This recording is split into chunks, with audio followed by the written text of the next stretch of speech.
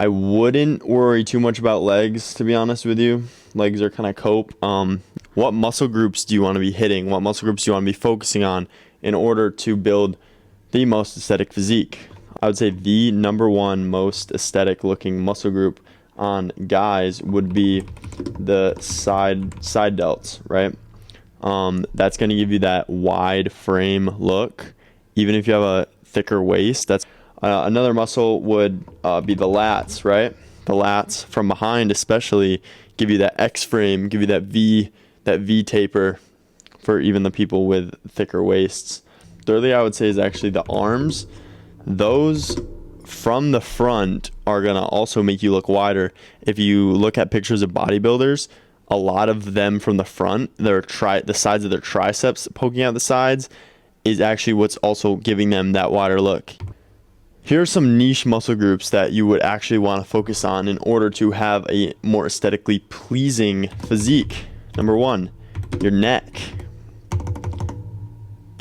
Super niche. This is like the most niche one, I would say.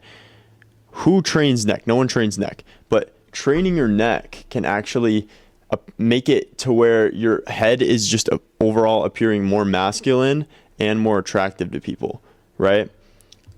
I'll pop up a picture on the screen here of one guy with a skinny neck, one guy with a thicker neck. It'll be the same guy, but you can just see how much the neck makes a difference in how they look.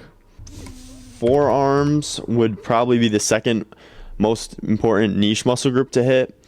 Every time you're wearing a t-shirt, every time you're wearing a sleeveless, people are going to see your forearms. Your forearms are one of the most commonly seen muscle groups and also one of the most attractive and aesthetic muscle groups to the opposite sex. Going back up to the common ones, I would actually put rear delts for these.